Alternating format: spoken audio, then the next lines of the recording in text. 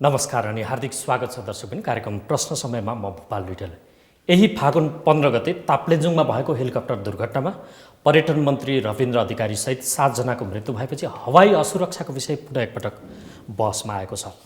अझ एक वर्षमा भएका 9वटा हवाई दुर्घटनामा 66 जनाको मृत्युलाई आधार मान्ने हो भने त यो 15 गतेको दुर्घटना नै अन्तिम हुने अवस्था देखिँदैन। किन हवाई यात्रा असुरक्षित छ? दुर्घटनाको कारक खासमा चालकको असक्षमता, अप्ठ्यारो भूबनोट, मौसमी खराबी र जहाजको प्राविधिक गडबडी मात्रै हुन् वा अरू पनि छन्? आज हामी यी र यस्तै सन्दर्भमा बहस गर्दैछौँ र यसका लागि हामीसँग हुनुहुन्छ वरिष्ठ पाइलट क्याप्टेन विजय लामा। नमस्ते। यसै गरी हामीसँग हुनुहुन्छ पूर्व पर्यटन मन्त्री आनन्द पोखरेल। नमस्कार। र हामीसँग हुनुहुन्छ नागरिक उड्डयन प्राधिकरणका वरिष्ठ हवाई सञ्चालक निरीक्षक जो वरिष्ठ पाइलट पनि हुनुहुन्छ दधिराम निरोला। नमस्कार। यारु तिनैजनालाई स्वागत छ। धन्यवाद। सुरुवात चाहिँ म वरिष्ठ पाइलट विजय लामा तपाईँबाट गरौँ। 32 वर्ष भोक्याएर तपाईँले जहाज उडाउन थालेको। हजुर। एउटा पाइलटका लागि धरती सुरक्षित कि आकाश सुरक्षित? मेरो लागि त आकाश नै सुरक्षित हुन्छ। मैले बुझेको, जानेको, पढेको, महसुस गरेको र दैनिक जीवनमा सधैँ ओहोरदोहोर गर्ने मार्ग मेरो आकाश हो। आकाश नै सुरक्षित। तर प्राकृतिक नियम, विज्ञानको नियम, गुरुत्वाकर्षणको नियमले भन्छ माथितिर गएको चिज तल खस्छ। एउटा त्यही जोखिम। दोस्रो, तपाईँले सुरक्षित ठानेको त्यही हवाई मार्गमा, हवाई यात्रामा एक वर्षमा मृत्यु हुनेको सङ्ख्या नेपालीकै 66 अथवा एक वर्षमा नेपालमा मृत्यु हुनेको सङ्ख्या 66 रहेछ। खोइ त्यो सुरक्षित? त्यो मृत्यु हुनेको सङ्ख्या आफ्नो ठाउँमा छँदैछ, तर यो दुर्घटनाको नै कुरा गर्ने हो भनेदेखिलाई कुनै एउटा कारणले हुँदैन। त्यसमा धेरै कारणहरू लुकेका हुन्छ। कि त त्यो टेक्निकल एरर हुन्छ, कि त मौसमको कारण हुन्छ, कि विमान चालकको असक्षमताको कारणले पनि हुनसक्छ, या त कतै ठुला बडाहरूको फोर्सको कारणले पनि हुन्छ, या जबरजस्ती दबावको कारणले पनि हुन्छ, कि यात्रुहरूको दबावको कारणले पनि हुन्छ। थुप्रै कारणहरू लुकेको हुन्छ। हामीलाई दुःख लागेको छ। आज 32 वर्षदेखि हेर्दै आएको छु। आएको दिनदेखि पनि मैले महसुस मात्र नगरेको होइन, मैले फिल मात्रै नगरेको होइन, मैले देखेको मात्रै होइन कि हरेक वर्ष नै हामीहरूले यस्तो दुःख पीडा भोग्नु परेको छ। एउटा विमान चालक अथवा एउटा यात्रुको निधन हुँदाखेरि हामी अति मर्माहत हुन्छौँ, दुःखी हुन्छौँ। तर किन? त्यो प्रश्नको उत्तर हामी दिनहुँ खोजिरहेका छौँ। हामीले गर्नुपर्ने कर्तव्यहरू हामीले निर्वाह गरिरहेका छौँ भने कहाँ चुकेका छौँ त्यो त हामी खोज्दैछौँ, खोजिरहेका छौँ। सायद अब त हुँदैन कि भन्दै फेरि अर्को दुर्घटना आइपर्छ। अब यसलाई गर्ने के? यो चुकेको कहाँ छ त? चुकेको धेरै क्षेत्रबाट चुकेको छ। धेरै मध्येको प्रधान क्षेत्र भनिदिनु। प्रधान क्षेत्र भनेको त कस्तो भन्दाखेरि कुनै कुरोको कन्टिन्युटी बिना। म तपाईँलाई पनि दोष दिन्छु, मिडियालाई पनि दोष दिन्छु। किनभने आज विमान दुर्घटना भयो, दुर्घटना हुने बित्तिकै फेरि यो इस्युलाई उठाएर चाहिँ होइन भोलि नै के होला कि जस्तो गरेर कोटाको बोले हुन्छ हामी। त्यसपछि 3 दिनदेखि 4 दिनदेखि 1 हप्तादेखि 2 हप्तादेखि यो बिर्सेर जान्छ। यसलाई किन मापसेको नियम जस्तो यहाँ कडा नगरिदिने? तपाईँहरूले पनि एउटा सुरक्षा निकायहरूले चाहिँ राम्ररी काम गरेको छ कि छैन हेरिदिनु पऱ्यो नि त हामीहरूलाई। हामीहरूको मात्रै गल्ती होइन, कसै एउटा कुनै निकायको मात्रै गल्ती त हुँदैन नि यसमा। जसरी भनौँ न आजको दिनमा काठमाडौँमा तपाईँले के मापसे गरेर चाहिँ सवारी साधन चलाउनुहुन्छ चलाउनुहुन्न नि। नियम बनाउनु सजिलो छ, नियमलाई पालना गराउनु पनि त पऱ्यो नि। पालना गराउने खेमाहरू पनि त्यत्तिकै प्रबल हुनु पर्यो। कुनै पनि विमान चालकलाई अथवा कुनै पनि अपरेटरहरूलाई एउटा आफ्नो अधीनमा राखेर नियमभित्र चाहिँ राखेर उडाउनु सक्नु पर्यो नि त। नियमनको पाटो कमजोरी छ भन्ने तपाईँको लक्ष्य? कमजोरी छ। हस्, अनि अरू पूर्वाधार पनि? पूर्वाधारको कुरा त म के गर्छु भन्दाखेरि हाम्रो देश नै त्यस्तो छ जहाँ अहिले हामी बल्ल बल्ल उत्थानको मार्गमा लाग्दैछौँ, प्रगतिको मार्ग। त्यसमा म सविस्तार आउँछु। अब म पूर्व मन्त्री आनन्द पोखरेलज्यू तपाईँसँग आउँछु। समस्या त हाम्रै कारण पनि उहाँले भन्नुभयो, अझ बढी त तपाईँहरूका कारण पनि होला, किनकि देशको नीति नै हाँक्ने ठाउँमा तपाईँहरू हुनुहुन्छ। समस्या त रहेछ नि, पूर्वाधारको समस्या रहेछ। सुरक्षाका लागि सावधानी गर्नुपर्ने संयन्त्रहरू, प्रविधिहरू, नियमन गरिदिनुपर्ने निकायहरूले चुस्त दुरुस्त नहुँदा प्रधान कारण जस्तो उहाँको लक्षित त्यसरी आयो। तपाईँले पनि फेरि त्यो पर्यटन मन्त्रालय त्यो विभाग विगतमा सम्हालेको 9 महिना अगाएर 7 महिना जुन प्रश्नकर्ता र विजयजीले जे कुरा उठाउनु भएको छ ती विषयमा मैले धेरै कन्ट्राडिक्ट गर्नुपर्ने आवश्यक ठानेको छैन तर त्यसलाई अलिकति बहस र छलफल लैजाउँ भन्ने मात्रै कुरा हो यो हाम्रो मुलुकमा आकाश पनि सुरक्षित छैन र हाम्रो सडक पनि सुरक्षित छैनन् त्यही सुरक्षित नभएको भनेरै हामीलाई चाहिँ आइकाले अहिलेसम्म नेगेटिभ लिस्टमा राखेको छ ब्ल्याक लिस्टमा राखेको छ यो नेगेटिभ लिस्टमा राख्ने पर्ने कारणमा मुलुकमा उसले उठाएको प्रश्न भनेको नियमन निकाय र एक्जिक्युटिभ निकाय फरक फरक हुनुपर्छ अहिलेसम्म नेपालमा एउटै छ त्यसलाई चाहिँ अहिले चाहिँ कम्ती ऐन बनाएर पार्लियामेन्टले थ्रो गर्नुपर्छ त्यसपछि एउटा पूर्वाधार पुरा हुन्छ सेफ्टी कन्सर्नबाट बाहिर आउनको लागि भन्ने एउटा ठम्याइ छ तर मलाई के लाग्छ भने नियमन निकाय त्यही ठ्याक्कै ताप्लेजुङमा तारेभिरमा चाहिँ विमान दुर्घटना हुन मात्रै नियमको कारणले दुर्घटना भएको हो जस्तो मलाई लाग्दैन किनभने 32 वर्षदेखि विजयजीले के अरे आकाशमा उडिरहनु भएको छ एउटा कुशल पाइलट हुनुभएको छ भाग्यमानी मान्नु पर्यो नि त्यस्ता पाइलटहरूलाई त त्यो पक्नुस् न कुशलता क्षमता पनि होला त्यो भएको कारणले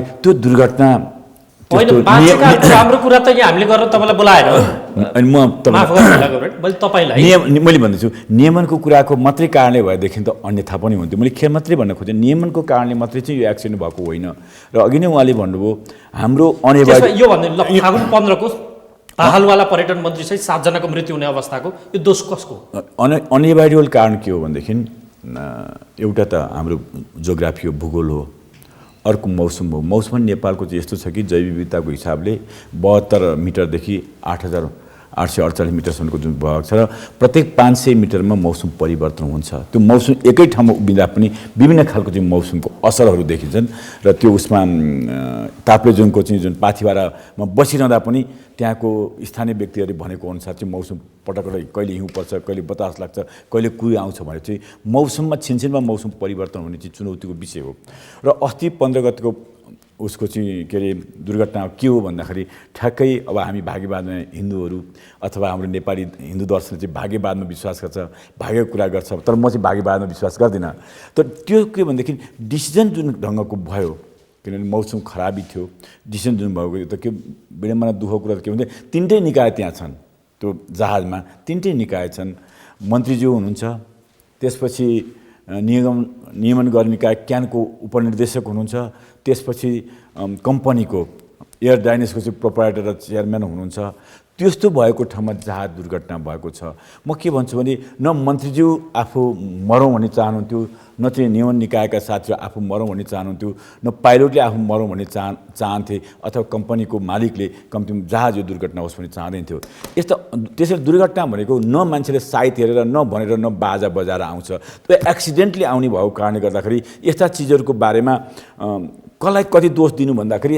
मैले त मूल रूपमा के भन्छु भनेदेखि हाम्रा जे मैले अघि भने मौसम र भूगोल त्यसपछि कहिलेकाहीँ यो जहाजमा चढिसकेपछि जहाज लाने ड्यु रेस्पेक्ट विजयजीलाई जहाज लाने मान्छे पाइलट हो सम्मै जिन्दगी पाइलटको हातमा हुन्छ म त कहिलेकाहीँ बस चढ्दा म गाडी चढ्दा उ गर्दाखेरि हाम्रो नेता तपाईँ हो तपाईँले हामीले जे जुन ठाउँ पुर्याउनुहुन्छ त्यही ठाउँमा हामी जान सक्छौँ त्यसकारण त्यो नेताले डिसिसन गर्न सक्नुपर्छ भन्छौँ जहाजमा चढेपछि नेता पाइलट हुन्छ पाइलटको डिसिसन सबभन्दा महत्त्वपूर्ण हुन्छ हाम्रो नियमन निकायले पनि त्यो अधिकार पाइलटले दिएको छ अब यहाँ नि प्रश्न उठ्छ जस्तो कारण जे हुन् त्यो कारणलाई निराकरण गर्नका लागि प्रत्येक पटक जहाज दुर्घटना भएपछि जस्तो छानबिन समिति गठन भएको हुन्छ त्यसले प्रतिवेदन पनि दिया हुन्छ कार्यान्वयन फेरि बुझ्दै छ अनि मान्छेको जीवन त खत्तम भइराखोस् भनेर चाहन्छन् जस्तो गरी नि नियामक निकाय माफ गर्नलाई यति निर्दय शब्द बोले त्यो कार्यान्वयन गर्दै भाइ यो किसिमको हद आज खेप्नु त पर्दैन थियो होला बिहाइन्ड मानवको आफ्नो कन्ट्रोलभन्दा बाहिर चिजहरू पनि छन् भन्ने कुरा बुझ्नुपर्छ हामीले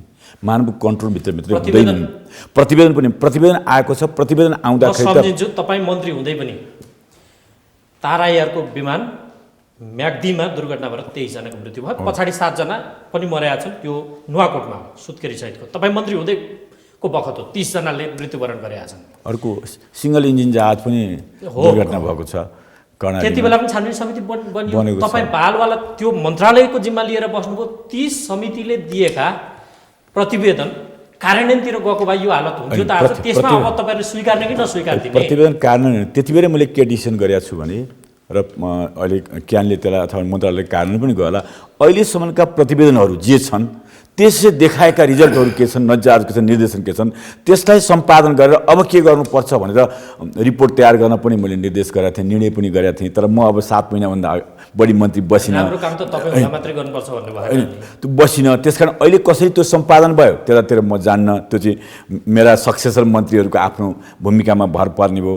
तर यहाँको कुरा के भनेदेखि अघि विजयजीले भनेछ न यो नियमनको कारणले भएको न अरू कारणले भएको। जति बेला म सुन्दैछु त्यो फिल्डको कुरा कारण नै छैन यो सबै मौसम, म त मौसमको कारणै सबभन्दा प्रिभेल, मात्रै मौसमको र भूगोलको कारण र उचाइमा जुन ढङ्गले गएको छ। किनभने त्यति बेला जुन ढङ्गको चाहिँ जहाज अलिकति डिसिजन पनि अलिकति त्यो जहाजमा लिएर जाँदाखेरि जति बेला पाथिभारामा बसेको जहाज, पाथिभारामा बस्दाखेरिको जहाज चलाउन सक्ने कन्डिसन छ कि छैन र टावरसँग चाहिँ उसले सम्पर्क गर्यो कि गरेन, वरिपरिको मौसमले के असर पार्छ भन्ने बारेमा किन ताप्लेजुङकै घटनाको कुरा। त्यसमा त्यति बेला जुन डिसिजन दिन हामीले जुन डिसिजन दियौँ अब जहाज चलाउनु पर्छ भनेर, त्यो डिसिजनको बारेमा चाहिँ हामीले छलफल गर्नुपर्छ। किन तिनटै निकायको मान्छे छन्, पाइलट पनि त्यहाँ छन्। पाइलटलाई मानसिक असर पर्यो कि अथवा आफ्ना बोसहरू हुन्छ त्यसले गर्दा केही दबाब पर्यो कि अथवा छिटै काठमाडौँ फर्किनु पर्ने केही मानिसलाई दबाब गर्यो। तर ती सबै हुँदाहुँदै पनि म गाडी चलाउँदाखेरि, म बसमा चढ्दाखेरि ड्राइभरले रोक्यो भनेदेखि त्यो गाडी रोकिन्छ। आकाशमा उड्ने ड्राइभर अथवा पाइलटले पनि ती चिजलाई चाहिँ डिसिजन दिन सक्ने क्षमता राख्नुपर्छ। म त विजयजी हुनुहुन्छ, यदि अहिले त्यो उहाँले पनि उत्तर दिनुभयो, दलिरामजीले पनि, यदि अहिले हामीसँग चाहिँ कम्तीमा पाइलट त इम्पावर गरेको छैन, पाइलट त अधिकार दिएको छैन भने फेरि सोच्नुपर्ने कुरा हो। यदि दिएको छ भने त्यसलाई कार्यान्वयन गर्न सक्ने क्षमता, त्यो दृढता, त्यो अठोट पाइलटसँग हुनुपर्छ। उहाँ त ट्रेनिङ गर्ने पाइलट पनि हो, विजयजी त आफू मात्रै पाइलट, अर्कालाई ट्रेनिङ गर्ने पाइलट हो। त्यो खालको मनोबल बढाउने काममा हामी लाग्नुपर्छ भन्ने लाग्छ मलाई। खासमा यो कार्यक्रमको उद्देश्य चाहिँ सम्भावित दुर्घटनाको न्यूनीकरण र क्षति कमतर्फ केन्द्रित होस् भन्ने हाम्रो उद्देश्य हो। त्यसकारण म वरिष्ठ हवाई सञ्चालन निरीक्षक, तपाईँ वरिष्ठ पाइलट भने म तपाईँसँग आउँछु। दुर्घटनाका बेला जति पनि छानबिनका लागि उच्च स्तरीय आयोगहरू गठन हुन्छन्, तिनीहरूले कस्ता कस्ता सुझाव दिएका छन्? तपाईँलाई सम्झना छ भने यस्ता यस्ता दिएका छन् भनेर कुनै भनिदिनु सक्नुहुन्छ? अब सुझाव दिएकोमा जस्तो भनौँ, अब कुनै कम्पनीले पालना गर्नुपर्ने नियमहरू पालना गरेको छैन भने त्यो पालना गर्नु पर्छ भन्ने छ। जस्तो अब प्रायः चाहिँ अब हेलिकप्टरहरू, यी साना जहाजहरू चाहिँ हामीले एउटा रुलभित्र बसेर, यो फ्लाइङको पनि दुईवटा रुल हुन्छ, एउटा भिएफआर भन्छ, एउटा आइएफआर भन्छ। एउटा भिजुअल हेरेर उड्ने र अर्को एउटा इन्स्ट्रुमेन्टमा भर परेर उड्ने। तर यी साना जहाजहरू, हेलिकप्टरलाई त भनेको सिधै दृष्टिले आफै हेर्ने, अर्को इन्स्ट्रुमेन्टको प्रविधिको प्रयोग गरेर हेर्ने भन्नु। हजुर, त्यो चाहिँ ठुल्ठुलो जहाजहरूमा हुन्छ। तर हेलिकप्टरमा त अब भिजुअलले बादलभित्र छिर्नै भएन, किनभने आँखाले हेरेर उड्ने भनेपछि बादलभित्र छिर्नु भएन। अब त्यस्तो कुनै बादलभित्र छिरेको कारणले त्यसमा सविस्तार आउँछु। मैले तपाईँलाई पोइन्ट आउट सोधेको चाहिँ कस्ता कस्ता ती आयोगहरूले सुझाव दिन्छन्? जेनरल कमन खालका सुझावहरू आइरहेको हुन्छन् नि त, त्यही भएर त्यस्ता छन् भने भनेर। होइन, त्यो जस्तो त्यस्तै अब बादलभित्र पसेको देखेको छ भने भिएफआर रुल रेगुलेसन मेन्टेन गर भनेर मलाई एक्ज्याक्टली अब त्यो सबै पाइलटको विवेकसँग रिलेटेड कुरा आयो त्यो भने त तपाईँले। अब पाइलटसँग भयो, त्यसमाथि अब एयरलाइनहरूले पनि कुनै प्रेसर, अब अन्ड्यू प्रेसरहरू दिइराखेको छ उडाउनलाई भनेदेखि त्योदेखि गर्नु भएन। अब मलाई त्यति याद चाहिँ खै ठिक छ। मसँग केही छन्, जस्तो मौसमको अवस्था तत्काल थाहा पाउने प्रविधि, स्वास्थ्य परीक्षण चालकको, हवाई क्षेत्रको नियमन र दुर्घटना सम्बन्धी हेर्ने भिन्दै निकाय पनि चाहियो भनेर कतिपयले प्रतिवेदनमै उल्लेख गरेर छन्। अनि जहाजको स्तर, इन्जिन, प्राविधिक क्षमता आदि विभिन्न त्यो कारणहरू पहिला आएका छन्।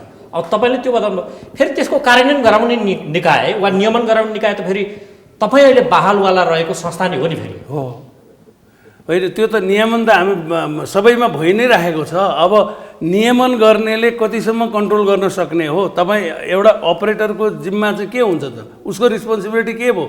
उसले तपाईँहरू पाइलटलाई प्रपर ट्रेनिङ गर्नुहोस् भनेर दिँदाखेरि ट्रेनिङ गरेको छ छैन हामी चेक गर्छौँ। उसले स्ट्यान्डर्ड त हरेक एयरलाइनमा गएर हरेक पाइलटको स्ट्यान्डर्डहरू त सिभिल एभिएसनले मोनिटर गर्न त सक्दैन नि त। कतिपय कुराहरू कमी कमजोरी देखियो भने मोनिटर गर्छ, होइन भने अपरेटरको काम के त? उनीहरूले आफ्नो एयरलाइनमा कस्तो किसिमको पाइलट चाहिन्छ, कस्तो किसिमको इन्जिनियर चाहिन्छ, कस्तो किसिमको जहाज चाहिन्छ भन्ने कुरा त उनीहरूले निर्णय गर्नुपर्ने हो नि त। अनि निर्णय जति सबै उनीहरूले गर्ने हो भने नियमन गर्ने निकाय त्यसलाई त कन्ट्रोल गर्ने निकाय होला नि त। हो, त्यसमा कस्तो भने अब यदि उनीहरूले स्ट्यान्डर्ड भएन अथवा त्यसमा कमी कमजोरी देखियो भने अनि नियमन गर्दाखेरि कारबाही गर्नुपर्ने हुन्छ कि फर्दर ट्रेनिङ गराउनु पर्ने हुन्छ कि अब लाइसेन्स रिभोक गर्नुपर्ने हुन्छ कि त्यो सबै कारबाही त भइहाल्छ नि त। यो फागुन 15मा भएको घटना विशेषमा जाउँ, त्यहाँ भएको के हो त, के देखिन्छ? हजुर, फागुन 15मा ताप्लेजुङमा जुन दुर्घटना भयो यसले के बताउँछ तत्काल हेर्दाखेरि? मेरो विचारमा के हो? अब यसमा चाहिँ के छ भनेदेखि अब मौसमको कारणले गर्दा दुर्घटना भयो अथवा हाम्रो भौगोलिक डाँडाकाँडाले गर्दा दुर्घटना भयो भन्ने कुरा चाहिँ म मान्दिनँ। किनभने भौगोलिक स्थिति त यस्तै छ, नेपालमा उड्ने कि उडानै बन्द गर्नु पऱ्यो, होइन भने त हामी डाँडाकाँडा चेन्ज गर्न सक्दैनौँ। अब मौसम पनि हामीलाई कस्तो पनि जानकारी छ नि त, मौसम फोरकास्ट हुन्छ त, भविष्यवाणी हुन्छ। अब वेदर बिग्रिँदैछ, भरे बिग्रिँदैछ भनेपछि त्यसमा कस्तो विचार गर्नुपर्ने हो। पाइलट ट्रेन हुन्छ नि त, ऊ त अनुभवी पनि हुन्छ, तालिम प्राप्त पनि हुन्छ, कस्तो मौसममा उड्नुहुन्छ कस्तो मौसममा उड्नु हुँदैन भन्ने कुरो पाइलटलाई पनि थाहा हुन्छ। अब अस्तिको कुरोमा चाहिँ अब डेस्टिनेसन जहाँ जानुपर्ने त्यहाँ पुगेकै हो, अब बिचमा डेस्टिनेसन चेन्ज भयो नि त। त्यो चाहिँ किन चेन्ज भयो? अब यो त विज्ञहरूको टिम गठन भएकै छ, उनीहरूले पत्ता लगाउला पछि। देखिन्छ चाहिँ के त, तपाईँहरू पनि त विज्ञ हो नि उडाउने त, देखिन्छ। अब देख्दा भएको के होला त? अब हामीले हेर्दाखेरि उहाँले अघि क्याप्टेन विजयले बताउनु भयो विभिन्न कारणमध्ये उहाँले एउटा शब्द प्रयोग गर्नुभएको छ है, सोर्स फोर्स भन्ने पनि। त्यसलाई दबावको रूपमा बुझ्ने हो भने कतै त्योसँग सम्बन्धित हुनसक्छ। सोर्स अलि यो फेरि कसैलाई दोष लाउन खोजे होइन, मैले त मलाई त्यस्तो अनुभव छैन, देखेको पनि छैन। कहीँ के भनेको हुन्छ भने अब अपरेटरले मालिकले भनौँ न, एयरलाइनको मालिकले यहाँ उड्नै पर्छ नभएदेखि जागिर त तेरो जागिर निकालिदिन्छु अथवा यस्तो भन्छु भनेर भन्थे अरे पहिले भने। तर अहिले त मैले सुनेको छैन त्यस्तो। म पनि 1969देखि यो पेसामा लागेको, उडान पेसामा होइन। एनएसीमा बसेँ 23 वर्ष, त्यस पछाडि विभिन्न प्राइभेट एयरलाइनमा उडेँ। मलाई त कतैबाट त्यस्तो धम्की आएन त, उड्ने भए उड नउड्ने भए त जागिर छैन भन्ने त आएन। अब एक दुईवटा कस्तो हुन्छ भने अस्तिको केसमा पाइलटको भने यदि जहाज ठिक छ, हेलिकप्टर ठिक छ र मिसिन ठिक छ भने पाइलटले चाहिँ अलिकति परोक्ष त्यसलाई अप्रत्यक्ष दबाब चाहिँ कस्तो भने भिआइपी मन्त्री बस्नु भएको छ, अब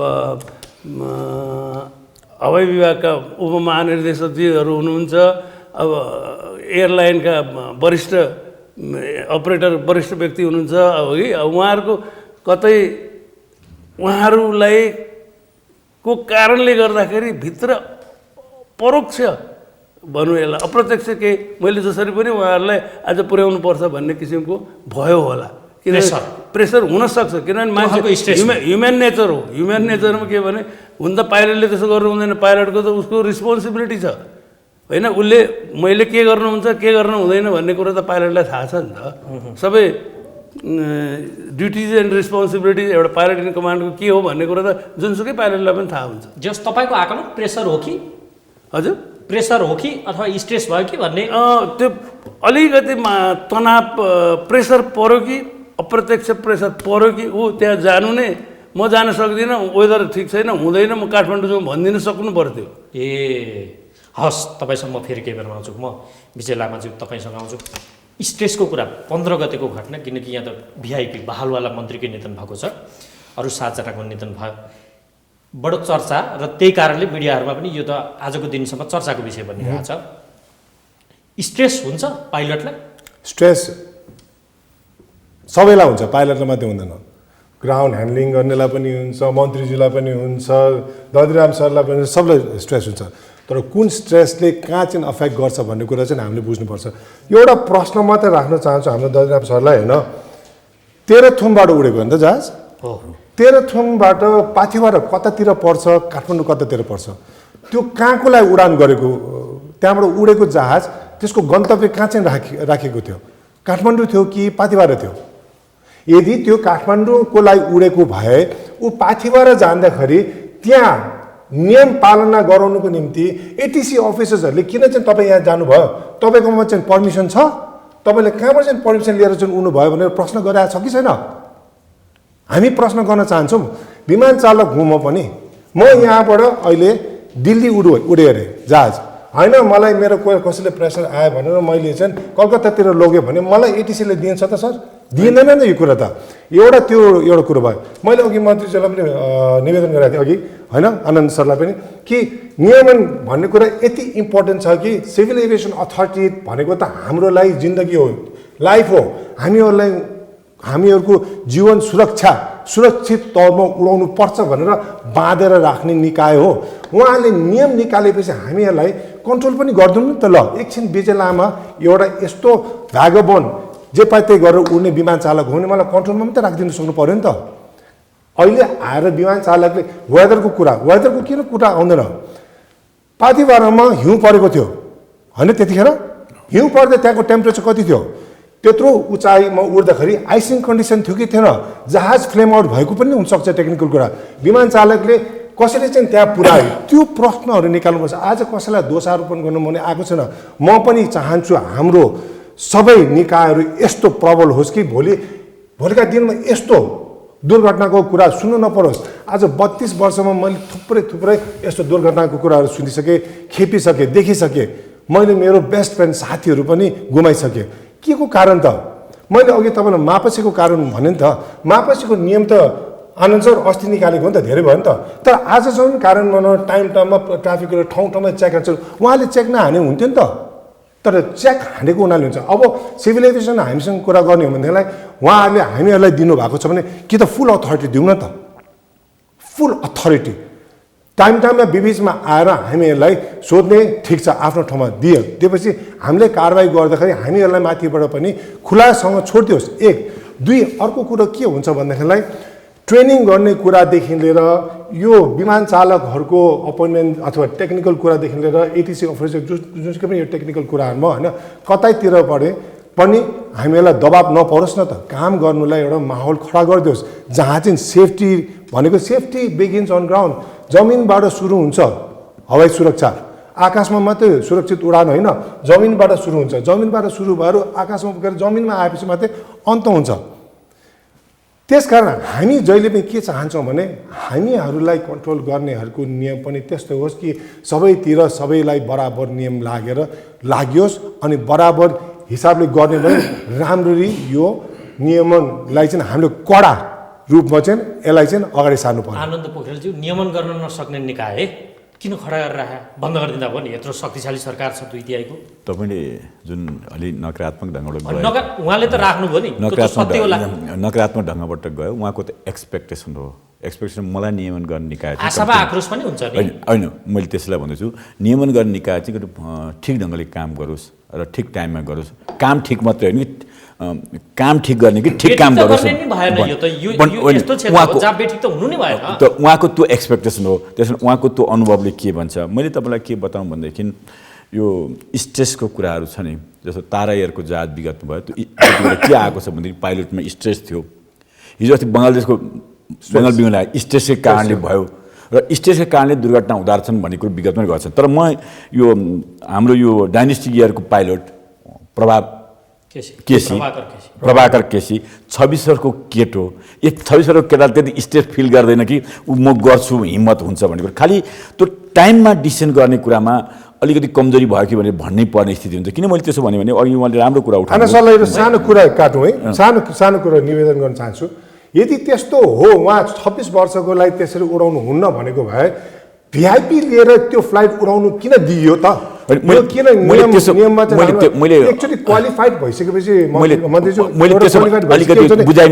लाइसेन्स भइसकेपछि यो चाहिँ ठ्याक्कै बुझाइमा थियो। म चाहिँ उसको पाइलटको पक्षमा कुरा गर्थेँ। 26 वर्षको केटोको आँट र हिम्मत हुन्छ र त्यसले त्यति स्ट्रेस फिल गरेर दबाब पनि उसले चाहिँ बिहोर्न सक्छ, दबाबको कारणले उसलाई असर पर्दैन भनेर मैले पोजिटिभ ढङ्गले व्याख्या गरेँ। उहाँले चाहिँ ती सबै हुनरहरूको जीवन बाँच्नु पर्थ्यो भन्ने तर्क हो नि त। मैले भन्दै थिएँ त्यसकारण यहाँ प्रश्न भिआइपीहरूलाई नियम लाग्दैन, जता लाग्दैन त्यो नियमन गर्न जरुरी थियो। पक्न त्यसपछि अर्को कुरा के भन्छ, आइसिङको प्रश्नको कुरा गर्नु भने आइसिङ त्यहाँ प्लेन चाहिँ 40 मिनट बसेको कुरा मैले सुनेको छु र त्यसमा हिउँ पनि परेको छ भने, र हिउँ परेको भनेपछि आइसिङ त स्वाभाविक स्नो त त्यो फ्रोजन छ र त्यसले गर्दा पखेटातिर फ्रोजन भएको थियो, त्यसलाई हेर्न नपुगेको, हेर्न नसकेको आदि इत्यादि कुरा पनि त्यहाँ हुन्छ। तर तपाईँले ती कुराको बारेमा नजाउँ भन्दाखेरि यो नियमन मलाई के लाग्छ भने, म के चाहन्छु भने, मलाई भन्नुहुन्छ भने मैले नेपाल सरकारको पर्यटन मन्त्रालयबाट म जति बेला 7 महिना मन्त्रीमै एक दिन पनि हेलिकप्टर मैले प्रयोग गरिनँ। सरकारको मैले कुनै पनि मन्त्रालयबाट हेलिकप्टर चार्ज पनि तिरेको छैन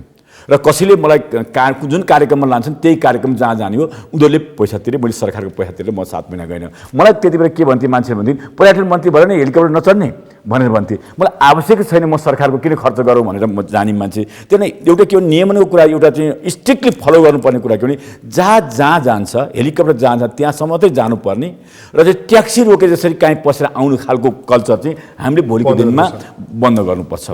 एक र म भिआइपीको मात्रै भन्दिनँ, जीवन भिआइपीको पनि बराबरी हो, सर्वसाधारणको पनि बराबरी हो। सबै फ्लाइटको लागि चाहिँ त्यो खालको इक्वली दिनुपर्छ। तर के हो सबैलाई त्यही लागू हुन्छ। तर के हुन्छ इन्टरनेसनल प्र्याक्टिस ब्रेक भएको लागुबाट नै ब्रेक भएर इन्टरनेसनल अर्को डेस्टिनेसन गयो। इन्टरनेसनल प्र्याक्टिस के हो भनेदेखि भिआइपीको लागि चाहिँ विशेष जुन खालको चाहिँ प्रबन्ध सुरक्षा निकाय आदि एलर्टले गर्छ भने उसको भिआइपीको प्लानिङ, यात्राको प्लानिङ अघि नै थाहा हुनुपर्छ। कहाँ जाँदैछ, कुन डेस्टिनेसन जाँदैछ, त्यसको कन्ट्रोल र व्यवस्थापन जुन ढङ्गको हुनुपर्ने त्यो कुरो चाहिँ यो उसमा ट्राभलमा चाहिँ भएको देखिँदैन। किन म देखिँदैन भन्छु भने वीरेन्द्र श्रेष्ठ जुन उपमहानिर्देशकजीले अब हामी त्यहाँ तल बसेका मान्छेले मैले तेह्रथुममा नै फोन गरेको थिएँ, किन हिजोको नेटवर्क त मसँग अझै पनि बाँकी छ। त्यसो भए त्यहाँ फोन गर्दाखेरि हामी चाहिँ काठमाडौँ जान्छौँ भनेर भनेको, तर वीरेन्द्रजीले काठमाडौँ जान्छौँ भनेको जहाँ चाहिँ पाथिबारातिर गयो। त्यसभित्र जुन डेस्टिनेसन चेन्ज भयो नि, त्यो डेस्टिनेसन चेन्ज हुँदाखेरि त्यो आकाशभित्र उडेको जहाजमा त्यो डेस्टिनेसन चेन्ज गर्ने प्रिभेल के थियो? अब सबै मर्दाखेरि त अब कसैलाई दोष दिएर भएन, हामीले उत्तर दिने मान्छे पनि छैन। किनभने यो सिङ्गल इन्जिनको जहाज हेलिकप्टर चाहिँ के ककपिट छैन, ब्ल्याक रेकर्डर छैन, ब्ल्याक बक्स छैन, त्यस कारण त्यसबाट केही पनि आउँदैन। हामीले त अघि उहाँले बिआरएफमा जस्तै आँखाले देखेको र सर्कमस्टेन्सलाई हेरेर चाहिँ त्यसको भोलि रिपोर्ट पनि तयार गर्नुपर्ने स्थिति रहेको कारणले गर्दाखेरि ती चिजहरूको बारेमा हामी स्ट्रिक्टली भोलिको हाम्रो फ्लाइटको चाहे त्यो जहाजको होस्, चाहे हेलिकप्टर होस्, चाहे सिङ्गल इन्जिनको होस्, कम्ती जुन डेस्टिनेसन हो त्यो डेस्टिनेसन जाने त्यहाँबाट फर्किने परिपाटीलाई स्टिक गर्नुपर्छ। यो पनि दुर्घटनालाई कम गर्ने एउटा बाटो हुनसक्छ भन्ने लागेको छ मलाई। तपाईँसँग के बेरमा आउँछु म ददिराम निरौलाजी तपाईँसँग आएँ। तेह्रथुमका लागि उड्यो हेलिकप्टर, तेह्रथुमबाट उड्यो, तेह्रथुमको लागि काठमाडौँबाट उड्यो, फेरि तेह्रथुमबाट काठमाडौँको लागि होला नि त फर्किनु पर्ने थियो। अब यो ताप्लेजुङ पुग्न नि मिल्थ्यो। यो चार्टर फ्लाइट हो, हेलिकप्टर चार्टर गरेर कसैले चार्टर गरेको हो होइन। अब त्यो मलाई पुरा कसैले सरकार भएन नि, मन्त्री चढ्नु भएको छ। सुन्नु न, अब यो त कुनै कम्पनीले कसैले त चार्टर गरेको हो नि त। एउटा चार्टर पार्टी चार्टर पार्टी अब व्यक्तिले गर्यो अथवा सरकारले गर्यो अथवा कसले गर्यो, चार्टर त कसैले गर्यो नि त। त्यो एउटा व्यक्ति अथवा संस्था त भयो। अब उसले कहाँसम्मको अनुमति लिएको थियो भन्ने कुरा त हामीले अहिले गएर यसमा खोतालेको छैनौँ। अब मलाई त थाहा छैन यो। अब यो त विशेषज्ञको एउटा टोली के अरे टिम त गठन भएको छ यो सत्य तथ्य पत्ता लगाउनलाई। त्यसले त सबै डिटेलमा पत्ता लगाइहाल्छ। तर हामीले अहिले भन्दाखेरि जस्तो भनौँ चार्टर फ्लाइट र सेड्युल फ्लाइट दुई किसिमको फ्लाइट हुन्छ होइन। सेड्युल फ्लाइट त हामी नर्मल अब काठमाडौँदेखि कुनै एउटा डिपार्चर भयो, डेस्टिनेसन भयो, त्यहाँबाट फेरि डिपार्चर डेस्टिनेसनमा जान्छ। चार्टर कहाँलाई गरेको थियो भन्ने कुरो त पत्ता लगाउनु पऱ्यो। त्यो त्यसको नियामक निकायलाई जानकारी हुन्न त्यो हुन्छ। फ्लाइट प्लान एटिसी उनीहरूले एयर ट्राफिक एटिसी फ्लाइट प्लान पेस गर्नुपर्छ। त्यो स्वीकृति गरेपछि मात्रै अनि यो बिना स्वीकृति गयो, स्वीकृति लिएको छ तर त्यो पत्ता लगाउनु पर्छ नि त। अब यो पत्ता लाग्यो कहाँसम्म स्वीकृति? एउटा अलिकति म दजिराम सरलाई के म ध्यान आकर्षण गराउँछु भने माननीय मन्त्रीज्यू क्यानको अध्यक्ष हो, त्यो फ्लाइटमा क्यानको अध्यक्ष गएको छ। त्यसो भएको कारणले गर्दा यति हल्कै ढङ्गले जवाफ आज 3-4 दिनपछि पनि क्यानले दिनु हुँदैन। उहाँ क्यानमा त्यहाँ सरकार राखेर बसिरहनु भएको मान्छे भने अहिले त्यसरी गरिजिम्मा दिनु यति कुरा चाहिँ पत्ता लगाउनु पर्थ्यो।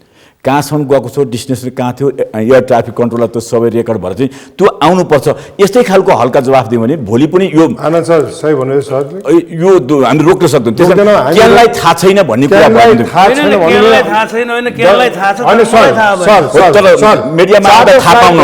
चार्टर फ्लाइट होस् या सेड्युल फ्लाइट होस् त्यसको फ्लाइट प्लान गरिन्छ, गरेको कपीहरू हुन्छ हुनै पर्छ।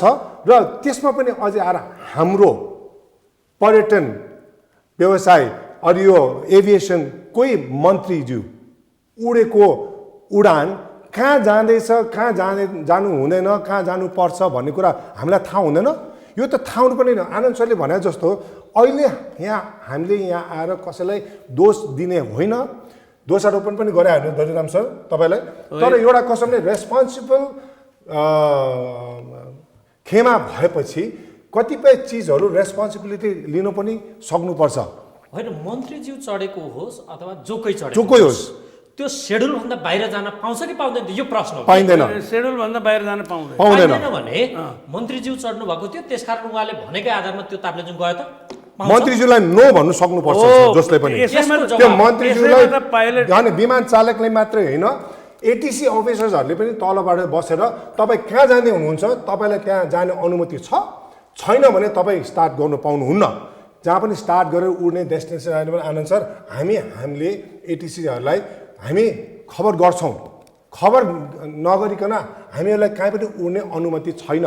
नेपालमा त झनै छैन। सरले अघि भन्यो भने हाम्रो भौगोलिक आकारको कारणले पनि हामी कति गम्भीरताको साथ काम गर्नुपर्छ। यहाँ 25 वर्ष सर मैले 25 वर्ष उडाएँ। कहाँ छ र हामीले पर्मिसन माग्छौँ होइन। एउटा कुरो नि स्टार्टअपको लागि यदि अब कुनै एउटा यस्तो ठाउँमा अहिले सरकारको पोलिसी कस्तो छ भने जति पनि स्थानीय निकायहरू छन् त्यहाँ हेलिप्याड बनाउने अथवा 751, 52, 53 कति छन् अघि त्यसमा हेलिप्याड बनाउने र हरेक सेवा किन अब छिटो छरितो सेवाको लागि हेलिकप्टर सर्भिस युज गर्ने भन्ने नेपाल सरकारको कतै मैले पढे जस्तो लाग्छ। पढेको होइन, म मन्त्री हुँदै प्रत्येक गाउँपालिका एउटा हेलिप्याड बनाउने भनेर बजेटै छुट्याएको थियो, बजेटै छुट्याएको थियो। पछि काम भयो कि भनेर त्यो प्रश्न हो त। बजेटै मैले बजेटै छुट्याएको थिएँ। चेन्ज गर्न पाउँछ आकाशबाटै मेरो प्रश्न यो पाउँदैन।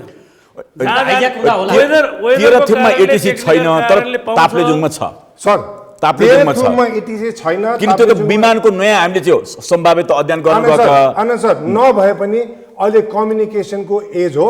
त्यहाँ टेलिफोन थिएन होला, मोबाइल फोन चल्दैन तेह्रथुममा। चल्छ, कनेक्ट त गर्नु पर्यो नि कता न कता आएर। म त्यही भन्न चाहन्छु किन हामीहरूलाई यस्तो कुराबाट जहिले पनि टाढो राख्यो। सजिलो माध्यम हामीले प्रयोग गर्नु पर्यो सर। सुरक्षाको निम्ति त हामी कुनै पनि निकायलाई छोड्नु भएन, कुनै पनि माध्यमलाई हामीले प्रयोग गरेर सुरक्षा दिनु पर्यो, सुरक्षित उडान उडाउनु पर्यो। हाम्रो मान्यता त्यही हो। म एउटा कुरा डिस्क्लोज गर्छु। मैले सुने हेलिकप्टर ताप्लेजुङको पाथिबाराको छेउमा दुर्घटना भयो भनेर मैले एटिसी इन्चार्जलाई सोधेँ। अब टावरमा त को बस्यो त्यो अर्को। हेलिकप्टर दुर्घटना भयो र मन्त्रीले बित्नुभयो भन्ने मैले समाचार सुन्छु र त्यहाँको इन्चार्जलाई एटिसीको इन्चार्जलाई सोद्धाखेरि होइन मलाई थाहा छैन, म एकछिनपछि बुझेर खबर गर्छु भन्ने स्थिति छ। यो समन्वय यस्तो छ। म त्यति बेला हिमालयन होटलमा थिएँ, हामी धेरै एमपीहरू र पूर्व मन्त्रीहरू पनि थियौँ। जब हामीलाई सूचना आएपछि हामीले त्यहाँ खबर गऱ्यौँ, त्यहाँ खबर गर्दा म एकछिन खबर गर्छु भन्ने स्थिति कम्युनिकेसनै छैन। मतलब त्यो कम्युनिकेसन छैन किन एटिसीले त्यो इन्चार्जलाई खबरै गरेको छैन। एटिसीले इन्चार्जलाई खबर गरे, जुन टावरमा बसेको मान्छेले खबरै गरेको छैन। त्यो खालको हामी कहाँ खबर आयो, हामी कहाँ समाचार आयो, तर त्यहाँ टावरमा बसेले त्यहाँ हेलिकप्टर दुर्घटना बसेर आफ्नो इन्चार्जलाई इन्फर्मेसन गरेको छैन। इन्चार्ज त्यति बेला चाहिँ इन्फर्म हुनुहुन्न मैले फोन गर्दाखेरि। अनि यो तवरले चल्छ सिभिल एभिएसन होइन। सिभिल एभिएसनले अब के गर्नु पर्थ्यो के गर्नु पर्दैन थियो, अब कता सम्पर्क गर्नु पर्थ्यो भन्ने कुराको त अब मलाई त्यति साह्रो मेरो क्षेत्रभन्दा बाहिर पर्यो होला। व्यक्ति विशेषले मैले नबुझेको हुनसक्छु, मेरो क्षेत्र अलग पर्यो होला। त्यो हेर्ने अब सिभिल एभिएसनमा पनि त एयर ट्राफिक म्यानेजमेन्ट एउटाले हेर्छ, फ्लाइट अपरेसन अर्कोले हेर्छ, एयर नेभिगेसन सिस्टम अर्कोले हेर्छ। डिफ्रेन्ट डिपार्टमेन्टहरू होला नि। सबै कुराको डिपार्टमेन्टको एउटा डिपार्टमेन्टले अर्को डिपार्टमेन्टलाई एभ्रिडेको कुराहरू त यहाँ फ्लाइट प्लान यस्तो पेस भएको छ भनेर त जानकारी हुँदैन त। कतिवटा जहाज कहाँ उडिरहेको हुन्छ, म मेरो ड्युटी गरिरहेको हुन्छु एउटा फ्लाइट अपरेसन इन्सपेक्टरको नाताले। मैले कुन जहाज तुमलिङटार गयो, कुन जहाज लुक्ला गयो, कुन जहाज मलाई इन्फर्मेसन आउँछ त आउँदैन त।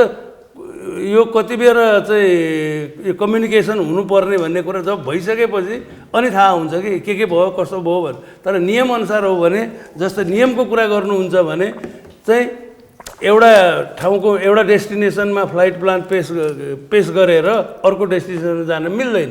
अब त्यहाँ गइसकेपछि फ्लाइट प्लान भयो भने पनि त्यसलाई रोक्ने नियमन गर्ने कुनै छ हामीसँग प्रविधि त्यस्तो? टावरमा कन्ट्याक्ट आयो भने टावरले प्रश्न गर्न सक्छ र हाम्रो एचएफ पनि छ, हाई फ्रिक्वेन्सी पनि हुन्छ। हाई फ्रिक्वेन्सीबाट पनि कन्ट्याक्ट गर्नु मिल्छ, सोध्नु मिल्छ। जस लापरवाहीको पाटो धेरै छ यहाँ। अब त्यसलाई त्यसरी लिनुहुन्छ भनेदेखि अब सरले भन्नु भने मन्त्रीज्यूले अब क्यानको अध्यक्ष मन्त्रीज्यू आफै पर्यटन मन्त्री संस्कृति पर्यटन मन्त्री अनबोर्ड हुनुहुन्थ्यो।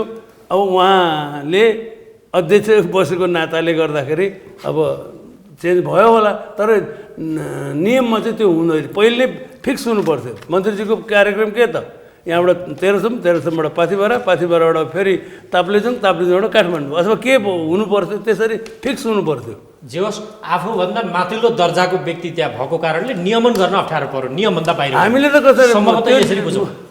यो कस्तो भन्दै नियमन गर्नेले दोषारोपण गराउने चाहना होइन, तथापि बसै त्यतातिर बग्यो। मैले खै ठिक छ, बस यसो खै ठिक छ। मैले यसो यो बस र कमी कमजोरीको बारेमा हामीले छलफल गऱ्यौँ भने मात्रै भोलि हामी सुधार गर्न सक्छौँ। म विजय लामा तपाईँसँग आउँछु।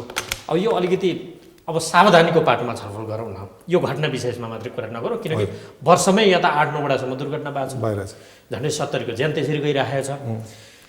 तपाईँले अमेरिकाबाट कोर्स पुरा गर्नुभयो, 1987बाट त तपाईँ चलाउनै थाल्नुभयो जहाज, 88बाट उताको प्रविधि पनि यस्तै हो। हामी यहाँ जसरी उडिरहेछौँ, जसरी कम्युनिकेट हुन्छ, यो हवाई सुरक्षासँग जोडिएको जुन प्रविधि हामी कहाँ छ नि त्यस्तै हो उता पनि। सिस्टम, हरेक चिज, हरेक प्रोफेसन, हरेक कुरा सिस्टमले चल्छ। कुनै व्यक्ति विशेषको कुरामा सोचमा मात्रै चल्दैन। सिस्टम कडा गर्नुपर्छ भनेर मैले सुरुवातीमा नै भनेको थिएँ नि। सिस्टम भनेको नै अहिलेलाई म कसैलाई दोष दिन यहाँ आएको होइन।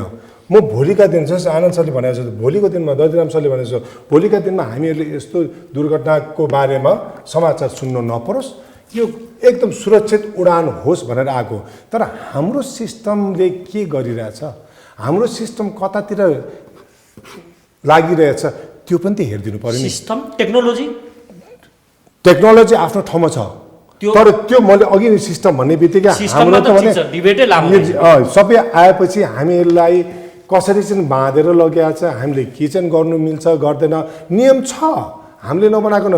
तपाईँलाई म आज भन्दैछु एउटा पोजिटिभ कुरा, आजभन्दा 10 वर्ष अगाडि सिभिल एभिएसन अथोरिटीको जुन किसिमको काम गर्ने शैली थियो आज धेरै चेन्ज भइसकेको छ, धेरै इम्प्रुभ भइसकेको छ।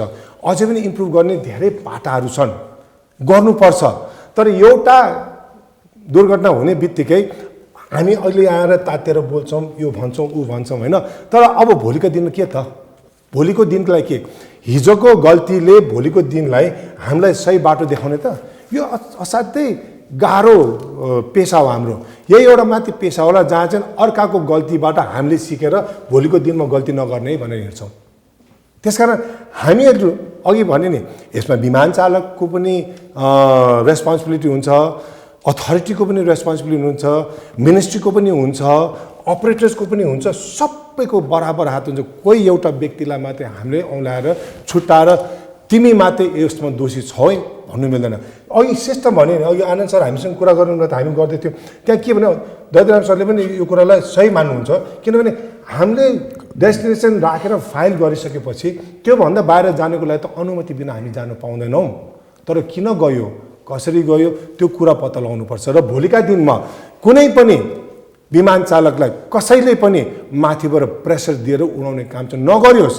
ह्युमन बिङ्स हो हामी, मानव जाति हो। कतिपय समयमा सबै मान्छे विजय लामा जस्तो आएर म अडिन्छु है, गर्दिनँ, गए जाओस् न, मेरो जागिर त जान्छ, मेरो ज्यान त जान्दैन भन्ने सबै हुँदैनन्। कोही कमजोर स्थितिको हुन्छ, मेरो 5वटा औँला छ, सबै बराबर हुँदैन। त्यसमा कुनै बलियो हुन्छ लाग्छ आशय त्यही हो, कता न कतै त्यहाँ दबाब नै थियो, हुनु सक्छ। त्यो मात्र होइन, मैले तपाईँलाई अघि मौसमको कुरा पनि भने, सिस्टम डिसिप्लिनको कुरा, सिस्टम डिसिप्लिन, अनि त्यहाँ हामीले सिकेको कुराहरूको पनि कार्यान्वयन गर्ने तरिकाहरू हुन्छ। हामी कसरी गर्छौँ, 7 जनाको ज्यान जोगिन्थ्यो, त्यसमा त 2 मात्र आएन, 2 मात्र आउँदैन। म आनन्द पोखरेलज्यू तपाईँसँग आउँछु। प्रश्न निर्दय नै होला, राजनीतिक षड्यन्त्रहरू खुब नियोजित रूपमा हामी कहाँ भएको कल्चर देखियो, भोगियो नै नि त। सिस्टम बनाउने कुरा, टेक्नोलोजी ल्याउने कुरा चाहिँ हामी कहाँ नियोजित रूपमा हुन्न, नहुने नै हो। अब अरू धेरैको ज्यान जानुपर्ने हो। एयर बिजनेस अथवा आकाशको उडानको सन्दर्भमा यसका मेसिनहरू, यसका इन्जिनहरू एउटै खालका हुन्छन्। त्यस कारणले त्यसमा धेरै प्रश्न उठाउनु परेन। तर मूल रूपमा के हो भनेदेखि भावी दिनमा तपाईँको प्रश्न नै आउँछ म अन्तिममा, भावी दिनमा हाम्रो सिस्टमको कुरा अघि धेरै आयो। यो सिस्टम भन्ने बित्तिकै ऐन नियम र लिडरसिपको पनि त्यसभित्र हुन्छ र त्यसभित्र गभर्नेन्सको कुरा पनि हुन्छ। यसलाई हामीले कसरी प्रभावकारी ढङ्गले कसरी कार्यान्वयन गर्छौँ एउटा विषय हो। दोस्रो टाइम फ्याक्टर, चाहे फ्लाइटको लागि होस् आदित्यले टाइम फ्याक्टर पनि त्यत्तिकै महत्त्वपूर्ण हो। जुन विधि हामीले कुनै हाम्रो जस्तो मैले 500 मिटरमा हाम्रो मौसम परिवर्तन हुन्छ भने त्यो भन्दा अगाडि भयो भने हामी सेफ हुन्छौँ। मौसम परिवर्तन आयो भने हामी सेफ नहुन सक्छौँ। त्यो उडानको टाइम र आदि इत्यादिको पनि त्यति महत्त्वपूर्ण हुन्छ। प्रविधिको बारेमा मैले बताइरहनु पर्दैन, प्रविधि पनि त्यत्तिको हुन्छ। त्यो टेक्निकली नुहाउ कम्ती पाइलटलाई थाहा हुन्छ, अरू सबैलाई थाहा हुन्छ। त्यसको पनि र त्यसपछि सेल्फ डिसिप्लिन र कमान्ड, त्यो पाइलटको मूल कुरा चाहिँ कमान्ड पनि चाहिन्छ, पाइलटको सेल्फ डिसिप्लिन पनि चाहिन्छ। र ती चिजहरूको बारेमा हामीले अहिले ट्रेनिङ गर्दाखेरि कसरी पाइलटहरू ट्रेनिङ र व्यवस्थापन गरेका छौँ अहिले र उसलाई कमान्डको बेसी जरुरी र सेल्फ डिसिप्लिन पनि त्यत्तिकै महत्त्वपूर्ण हुन्छ भन्ने लाग्छ। त्यसपछि उसको चाहिँ मेन्टेनेन्स र उसको बारेमा त्यत्तिकै महत्त्व लाग्छ। र प्रपर लिडरसिपको मैले भने यी चिजहरू चाहिँ भोलिको लागि हामीले स्ट्रिक्टली व्यवस्थापन गरेर जानुपर्छ, जसको कारणले गर्दा हामीले दुर्घटनालाई न्यूनीकरण गर्न सक्छौँ, रोक्न सक्छौँ। यो त म भन्दिनँ, यो दुनियाँसम्म पनि छैन। यसलाई न्यूनीकरण गर्न सक्ने स्थिति, यी चिजलाई हामीले सम्बोधन गर्न सक्यौँ भने न्यूनीकरण हुन सक्छन् भन्ने मलाई लाग्छ। र तपाईँले राजनीतिक षड्यन्त्र भन्ने यो गम्भीर प्रश्न हो। यहाँ मलाई राजनीतिक षड्यन्त्र जस्तो लाग्दैन। र राजनीतिक षड्यन्त्र अनेक खालका भए त विगतमा सत्तासँग जोडिएर यो योजना नियम नीति कार्यान्वयनको पाठ हो, त्यो किसिमको नियोजित भइरहेको थियो भने होइन। यसमा धेरै कसो जस्तो भावनाले काम गरेको छ कि जस्तो लाग्छ मलाई। कहिलेकाहीँ हुटुटी हुन्छ राजनीति मान्छेलाई। म मन्त्री हुँदा पनि धेरै काम गरौँ जस्तो लाग्छ। जस्तो मैले पोखरामा उसको के अरे एयरपोर्टको शिलान्यास गराउँदा मैले त्यो दिन के घोषणा गरेको थिएँ भने म कार्तिक 1 गतिका निजगढ विमानस्थलको म शिलान्यास गराउँछु भनेर भनेको थिएँ। म चाहँदै गएँ। त्यसपछि त्यो अहिलेसम्म त्यो जस्ताको जस्ता निजर बनाएको थिएन। त्यो हुटुटी कि मेरो समय थोरै छ र मैले धेरै काम गर्नुपर्छ भने हुटुटी मलाई चाहिँ हुन्थ्यो। त्यही खालको हुटुटी चाहिँ कम्तीमा त्यो तेह्रथुममा चाहिँ विमानस्थल बनाउने इस्टिमेट भएको छ, अब लिएर जानुपर्छ भने हुटुटी मन्त्रीज्यूलाई भएको थियो होला। र त्यसमा साइकोलोजिकली त्यो प्रधानमन्त्रीको आफ्नो जन्मगाउँ पनि हो। मन्त्रीले आफ्नो भाषण, मैले अन्तिम भाषण सुन्दाखेरि प्रधानमन्त्रीको गाउँ भएर मात्रै होइन, यहाँ आवश्यक भएर आएको भनेर त्यसलाई पनि भन्नुभएको छ। त्यसैले त्यो हुटुटीले पनि काम गरेको थियो होला। र अलिअलि हामी भगवान्सँग विश्वास गर्ने, देवीसँग विश्वास गर्ने मान्छेहरू डाइभर पनि भयो होला। त्यसैले मलाई यो केसमा राजनीतिक षड्यन्त्र भयो भन्ने कुरा चाहिँ म किन राजनीतिक षड्यन्त्र भयो भन्ने कुरा चाहिँ म टोटल खण्डन गर्छु। यसो कुनै राजनीतिक षड्यन्त्र छैन। यसमा घटनामा राजनीतिक षड्यन्त्र भन्न खोजे होइन तपाईलाई। राजनीतिक रूपमा विगतमा जे घटनाक्रम भयो नि हाम्रामा यो नेपालको सन्दर्भमा राजनीतिक जोडिएर कुनै पनि दुर्घटना भयो जस्तो मलाई लाग्दैन। यो हाम्रो विजयजीले जान्नुहुन्छ, उहाँले जान्नुहुन्छ। यो तहको सत्ताको उलटफुलटका लागि भएका राजनीतिक षड्यन्त्र, तर सिस्टम बसाउन नसक्दा भएका समस्यासँग त्यसैले यसलाई फरक गर्नुपर्छ। राजनीतिक षड्यन्त्रबाट बाहिर राखेर सिस्टममा गर्न नसकेको कुरा त म आफैले उठाइहालेँ। यी चिजलाई सम्बोधन गर्नुपर्छ भनेर पाइलट पनि हुनुहुन्छ यहाँ। त्यसपछि नियम निकाय पनि हुन्छ। युले कालो सूचीमा नेपाली आकाश, नेपाली जहाजहरू त्यहाँ उड्न नदिने भनेर उसको एरियामा, उसको आकाशमा, युको आकाशमा रोक्ता खोइ होइन। त्यो सिस्टम बनाउँदै प्रधानमन्त्री उसमा जाँदा भनिसक्नु, स्विजरल्यान्ड जाँदाखेरि तिमी जर्मनीले जहाज बेच्छौ, तिमीहरूको एयरबस छ, हामी त्यही चलाएको छौँ, हाम्रो आकाशमा किन चाहिँ ब्ल्याकलिस्टमा राख्छौ भनेर चुनौती दिएर पनि प्रधानमन्त्री फर्किनु भएको। र अहिले त धेरै कुराहरू चाहिँ कम्तीमा आइकाओले दिएका निर्देशनहरू, म नेगेटिभ मात्रै कुरा नि, क्यानले धेरै कुरा पालन गरेको छ। र अहिले एउटा रेगुलेटरी जुन छ, रेगुलेटरी ऐन र एजुकेसन ऐन दुईवटा आउने बित्तिकै यो ब्ल्याकलिस्टबाट बाहिर आउने स्थिति छ। त्यसैले यसैलाई कोट्याइरहेर चाहिँ नेपाली आकाश सुरक्षा हुन्छ भन्ने कुरा जान्दैन। अहिले धेरै काम क्यानले गरेको छ। खालि त्यो लिडरसिपभित्रको जुन कोअर्डिनेसनको पाटो छ नि, त्यो चाहिँ कमी भएको कुरा मैले अनुभूति गरेको हुँ। त्यही कुरा मैले यहाँ रिफ्लेक्सन पनि गरेको हुँ। त्यसो भएको कारणले गर्दाखेरि मैले समग्रमा भन्दाखेरि यी चिजहरू। धन्यवाद। मसँग समय कम भएकोले दधिराम निरौला जफ त तपाईँबाट लिउँ क्यार यो आइकाहरूले हाम्रो प्रतिबन्ध हटाएको छैन नि त। होइन, सिस्टम गतिलो थियो भने त इयुले इयुले धेरै कुराहरू हेरेको छ। एउटा कुरा के भनेदेखि हाम्रो जुन भइरहेका दुर्घटनाहरूलाई उसले निहालेर हेरेको छ। त्यसो गर्दाखेरि अब 2017 चाहिँ हाम्रो अलिकति सेफ इयर थियो भने 2018 चाहिँ झन् हाम्रो लागि मात्र होइन, ग्लोबल्ली नै पनि यो चाहिँ मोर एक्सिडेन्टवाला अथवा मोर फ्याटल केस भएको इयर पर्यो होइन। त्यो हिसाबले पनि अब युरोपियन युनियनले सोधेका कुराहरू, उसले क्वेरी गरेका कुराहरू हामी बिस्तारै गर्दैथ्यौँ, उनले वाच गरिरहेको थियो। र अब साँच्चै भन्ने हो भनेदेखि चाहिँ 6 वर्ष हुन लाग्यो। हजुर, दुर्घटना बढेको बढै नै छ, बढेको बढै छ। आइकाओले दिएको मापदण्ड पालन नभएको आजको दिन पनि सत्य नै हो। आफै तपाईँहरू सिभिल एभिएसन आफै सेवाग्राही पनि आफै नियमन गर्ने निकाय, त्यो पनि सत्य नै हो। त्यो त आदि इत्यादि पनि उसले त थुप्रो कुरा उठाएको छ नि। होइन, त्यो छुट्टिनु पर्छ। अब त्यो नियम बन्दै होला, अब निर्णय होला, त्यसले धेरै ढिलो नहोला, निर्णय होला, सकारात्मक नै होला भनौँ। अब हामीले तर सिभिल एभिएसनले यो ढुक्कका साथ भनिदिन सक्छ दुर्घटना न्यूनीकरणका लागि हाम्रा तर्फबाट भनेको प्राधिकरणका तर्फबाट कमी कमजोरी रहेछ भने त्यसलाई सुधारेर छ भने होइन छ नै भन्ने तर्क आइरहेछ, त्यसलाई सुधार्नका लागि अग्रसर भएर अब दुर्घटना न्यूनीकरण गरेर आम मानिसको ज्यान जोगाउन लाग्छ। यो ज्यान त्यसको लागि त सिभिल एभिएसन त त्यसको लागि परिराखेकै छ। परिणाम नदेखिएकाले प्रश्न उठेको। अब परिणाम त कस्तो भनौँ न, अब अहिले 3वटा यो वर्षमा 3वटा दुर्घटना भयो होइन। एउटा मकालु एयरको सेस्नाको भयो, अर्को अल्टिच्युड एयरको एउटा हेलिकप्टर भयो, अहिले यो हेलिकप्टर भयो। अब यी यस्ता त मतलब कस्तो भने हामीले अब यसो गऱ्यो भने यसो हुन्छ भने जस्तो दुर्गम स्थानहरूमा जानलाई एउटा कमिटी, मेरै संयोजकतामा एउटा कमिटी गठन गरेको छ। हामीले के कस्तो समस्याहरू आइपर्छ, के गर्दाखेरि सेफ उडाउन सकिन्छ भनेर हरेक अपरेटरहरूको पनि एकजना प्रतिनिधि राखेर जुन दुर्गम स्थानमा जान्छौँ उहाँहरूको अपरेटरहरूको पनि प्रतिनिधि राखेर के उहाँहरूलाई सहयोग गर्नु पर्यो, सिभिल एभिएसनले क्यानले भनेर र उहाँहरूले के गर्नु पर्यो, यो त हामी नियमन गरिरहेका छौँ। होइन ढुक्क यो त्यति गर्दै पनि अब कहिले एउटा अब जिरो नै बनाउनु त सक्दैनौँ हामी। होइन यसो भनिदिनुहोस् न त, जस्तो हामी कहाँ अहिले अभ्यास भएको उडान सुरक्षाको व्यवस्थापनको प्रणालीको कुरा, उहाँले अघिदेखि सिस्टमको कुरा, जोखिमको विश्लेषण भइदिए भए पनि त आज यो हुन्न थियो होला। पहिचान, जोखिम हुन सक्ने पहिचान गरिदिए भए अथवा त्यसको न्यूनीकरणका लागि यो गरिन्छ भने त्यसको मेजरहरू हो, यो मेजरहरू त्यसको लागि के गर्नुभयो त, त्यो ढुक्कका साथ भन्न सकिन्छ? होइन, जस्तो हामीले एकदम छोटोमा अब जस्तो हेर्न, अब सिजन आएपछि अब काठमाडौँको एयरपोर्टको रनवेको मर्मतको कार्य हुँदैछ। अब कति बेर बन्द हुन्छ भनेपछि अब कसरी म्याक्सिमम फ्लाइट कहाँ हुन्थ्यो। अब जस्तो लुक लातेर हेलिकप्टर पनि हुन्छ, फिक्स विङ पनि हुन्छ।